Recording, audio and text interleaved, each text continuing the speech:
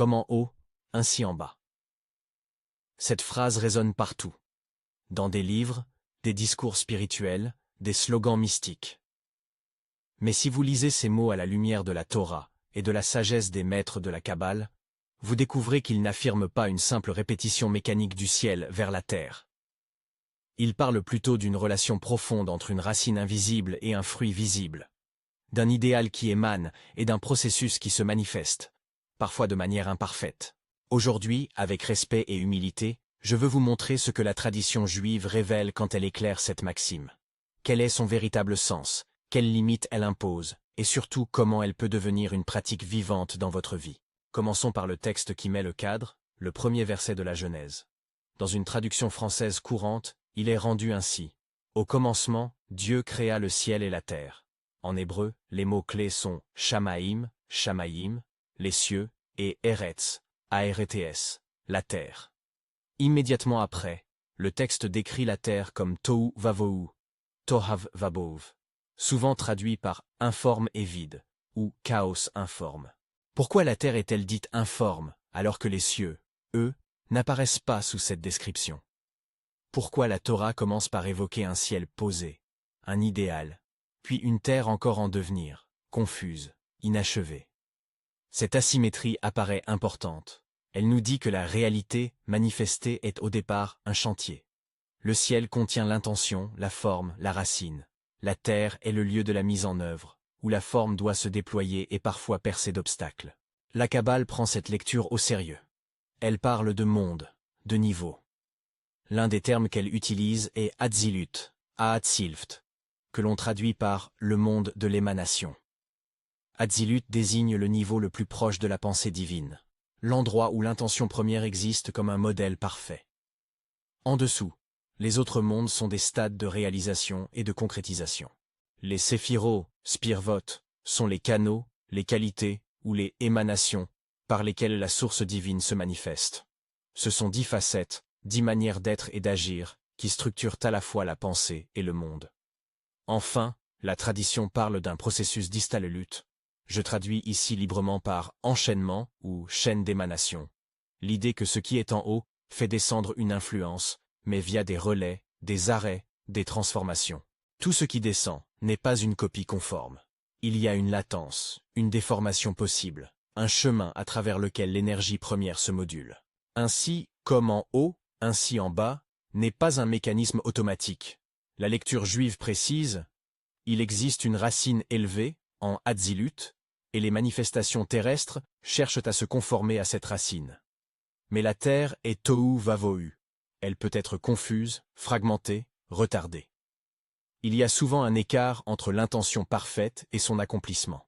Ce qui compte, ce n'est pas d'affirmer que tout se reproduit mécaniquement, mais de reconnaître la relation de cause à effet spirituel et d'apprendre à travailler sur la racine pour que la manifestation terrestre se transforme à son tour.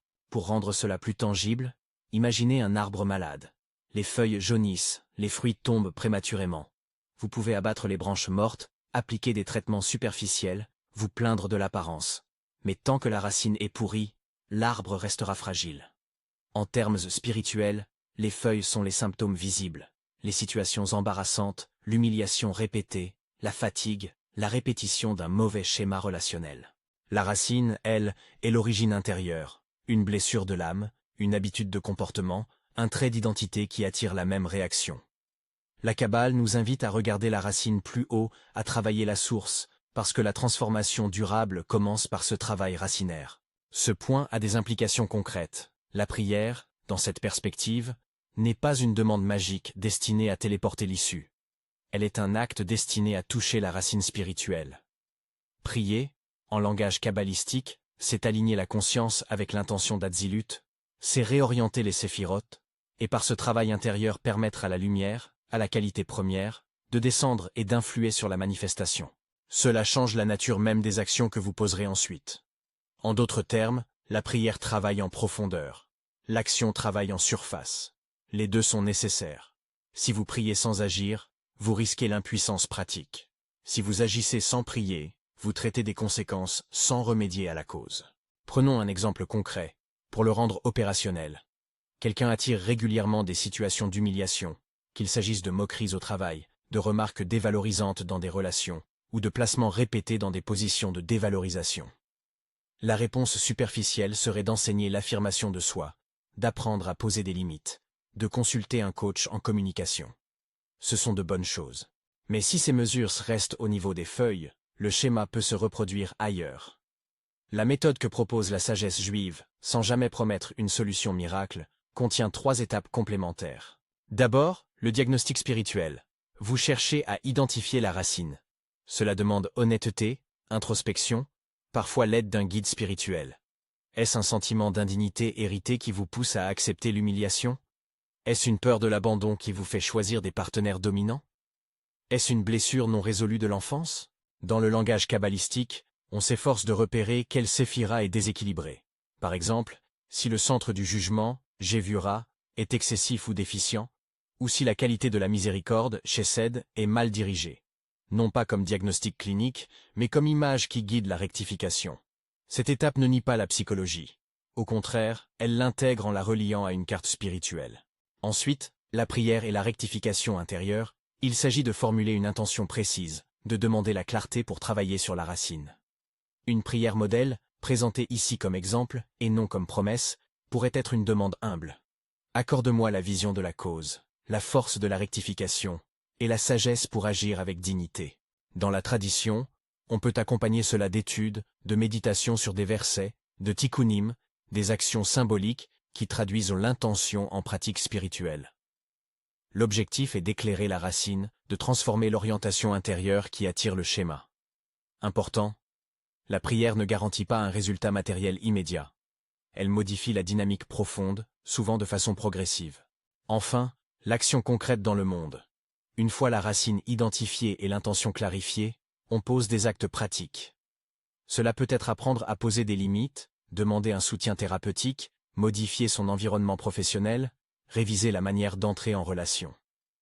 Ces gestes sont essentiels et doivent être donnés la même valeur que la prière. Le changement durable vient de l'alliance entre l'élévation intérieure et la discipline extérieure. La Kabbale appelle cela co-création. Vous coopérez avec la lumière, vous devenez artisan de la rectification. Une image biblique reprend et renforce cette idée, l'échelle de Jacob.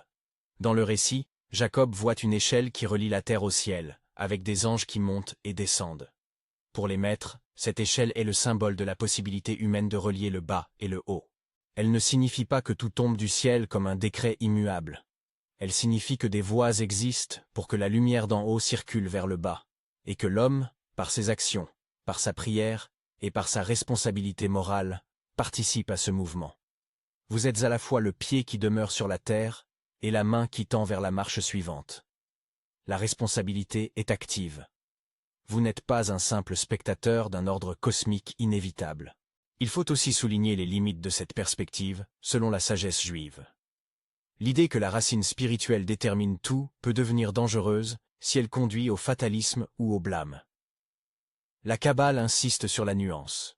Oui, la racine influe, mais il existe des facteurs matériels, des contingences humaines et des libertés d'action. De plus, interpréter chaque difficulté comme une faute spirituelle à expier peut être destructeur. La lecture que je vous propose est une grille de compréhension et d'action, pas une formule qui condamne. Elle invite à la responsabilité, pas au jugement. Concrètement, comment commencer? Un chemin possible est le suivant. Commencez par la prise de conscience. Notez le schéma qui vous fatigue. Ensuite, interrogez-le. Quelles histoires intérieures le nourrissent? Cherchez une lecture en termes d'attributs, les séphiros, pour avoir une image structurante, tout en continuant à consulter la psychologie et la médecine quand il le faut. Puis, introduisez une pratique de prière ciblée. Une prière courte, régulière, qui demande explicitement la clarté sur la racine et la force de la rectification. Parallèlement, planifiez une action concrète pour le domaine concerné. Un cours, une consultation, une mise en limite. Enfin, persévérez. La descente de la rectification est souvent progressive. Les changements visibles peuvent venir lentement, mais ils sont plus profonds quand la racine est touchée.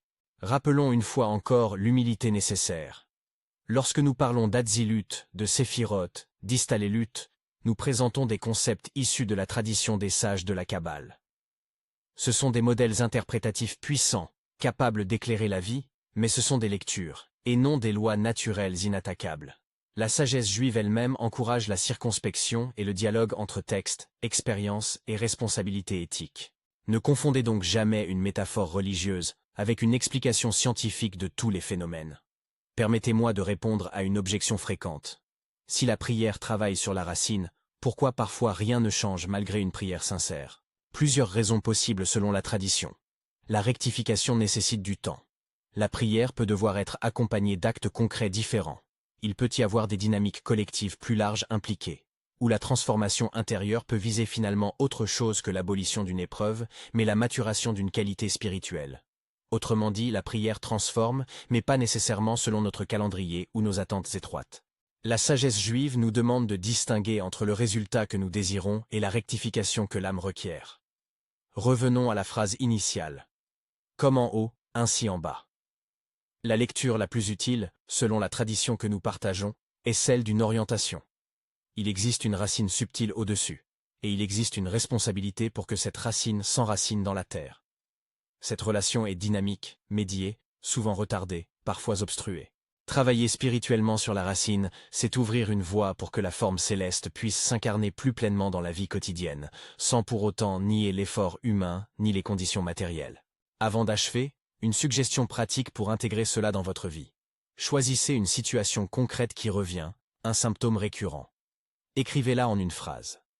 Ensuite, écrivez ce que vous ressentez face à elle. Puis demandez-vous, quel est le besoin profond que cette situation met en lumière? Formulez une prière courte, une demande de clarté et de force, et associez-y une action concrète à réaliser dans la semaine suivante. Après 2 à 3 semaines, faites le point.